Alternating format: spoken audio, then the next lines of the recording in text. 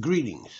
This is Terry Whitfield, aka Yasha Ben Israel, for the Terry Whitfield Yasha Ben Israel podcast show. The place where we talk about things that they don't want you to know, and the things that people do not like to talk about. The place that gives you quality teachings and quality entertainment and quality news. Yes, I say quality.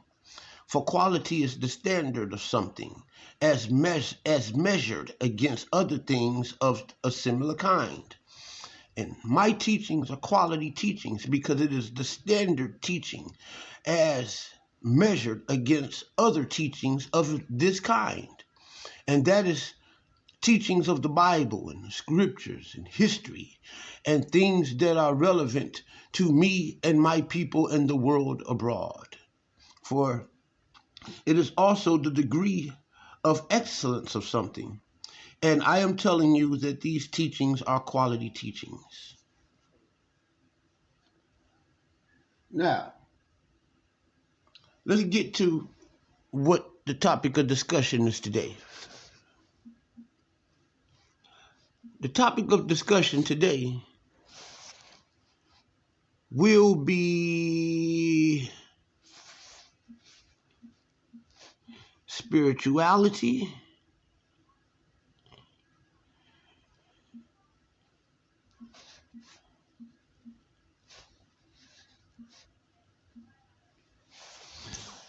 It'll be spirituality versus Ruach. The modern Anglo-Saxon Christianity versus the ancient Afro-Asiatic Hebrew Ruach. Haruach. Okay? Now, in order for us to talk about this, we must define what spirituality is. As we can see here, according to the dictionary definition of the Oxford Languages, we see spirituality as the quality of being concerned with the human spirit or soul as opposed to material or spiritual things. Okay? So, we're saying that in order for it to be spiritual, it would have to have a degree of excellence. It would have to be the standard, and compared against other things of its similar kind. Okay?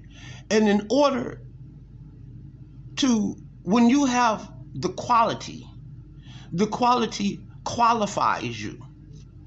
It qualifies you for being concerned. It is you got to have the right standards, okay, for being or a degree of excellence in being concerned with the human spirit or the soul. Something that people who say they practice spirituality don't have. They don't have a high degree of excellence, nor are they the standard for the human spirit or the soul. These are just mere people who absurdly believe out of mere absurdity.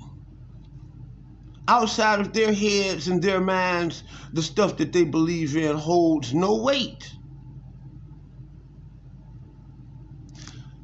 So, I'll look off into another definition here. We'll see what we have.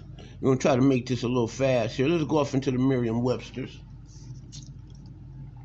Here you have spirituality in the Merriam-Webster's 1828 version. It says something that is ecclesiastical, something that in ecclesiastical law belongs to the church or to the cleric. Ecclesiastic means church. So something that is in church law that belongs to the church or to a cleric of such, like the clergy, the preacher. Sensitivity or attachment to religious values is another way of interpreting the English word for spirituality, or the quality or state of being spiritual.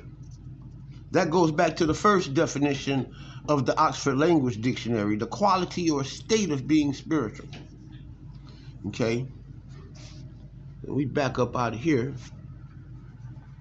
So we dealing with the spirit. Let us do a definition on what the word spirit means. So let us look up spirit. See, because over here, we don't make up our own definitions for words. Okay? For the English language is not your language.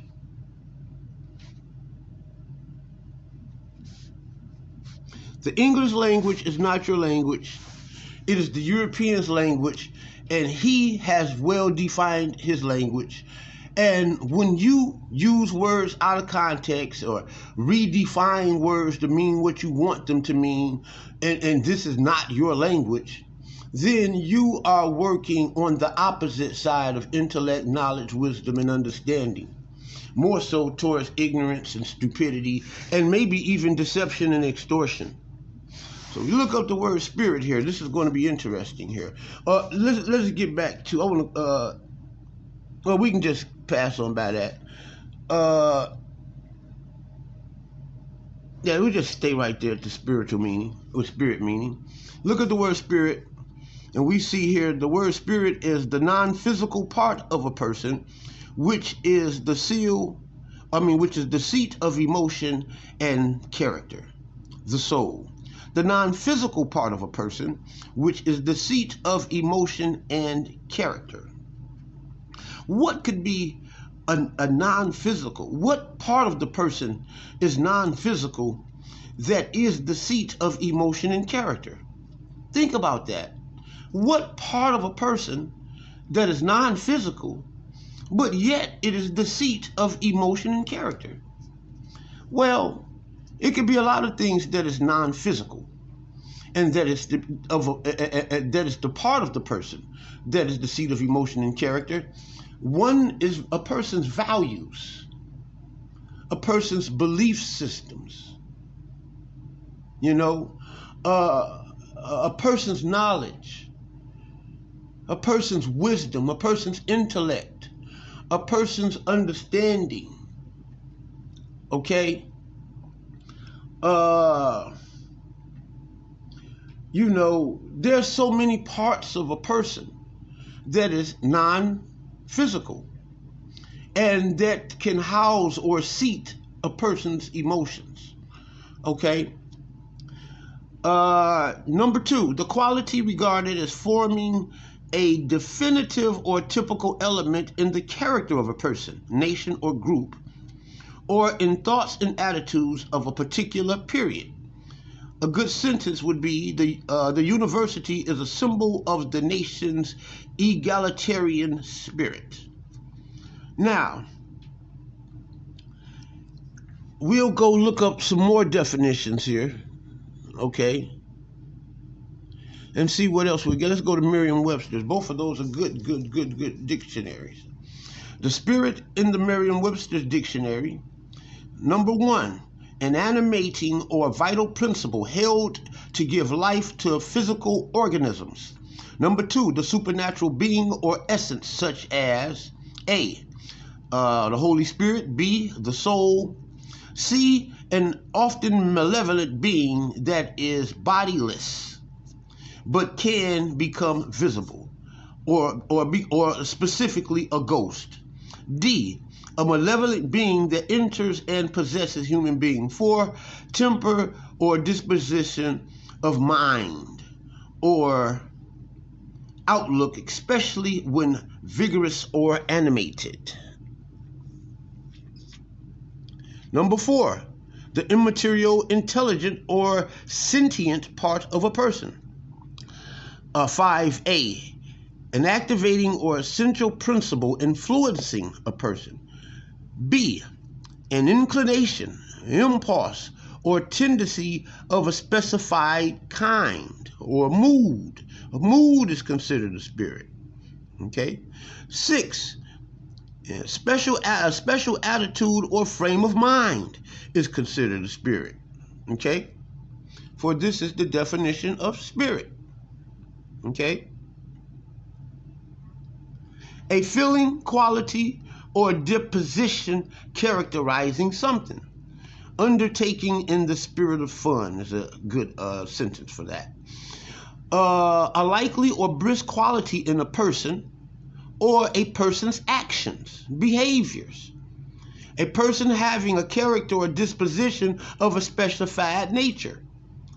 A mental disposition characterized by firmness or assertiveness. Deny the charge with spirit. Then you have a distillate sense, such as a liquid containing ethanol and water that is distilled from an alcoholic liquid, or mash, something used in plural, often used in plural. Any of various volatile liquids obtained by distillation or cracking, as of petroleum, shale, or wood, often used in plural. Usually volatile organic solvent, such as alcohol, ether, and hydrocarbon. A prevailing tone or tendency, as in the spirit of age. General intent or real meaning, the spirit of law. An alcoholic situation of a volatile substance, the spirit of camphor. Enthusiastically loyal, school spirit. 14, Christian Science, God. All of these different ways that you can use the word spirit. You can use it in a verb form. Spirited, spiriting, spirits. Definition of spirit. To infuse with spirit, especially to animate. Hope and apprehension of feebleness, spirit, all industry. John Goodman. Carry off, usually secretly or mysteriously. Was hustled into a motor car and spirited off to the country. Reminds me of the old spirited rape, or the spirit raping that used to go on back in the day. So we can back on out of that. So we get up in the spirit definition, and we looked up spiritual. Now let's dig off into spirituality. Let's look up spirit. Excuse me, get out of there. Let's look up spirit.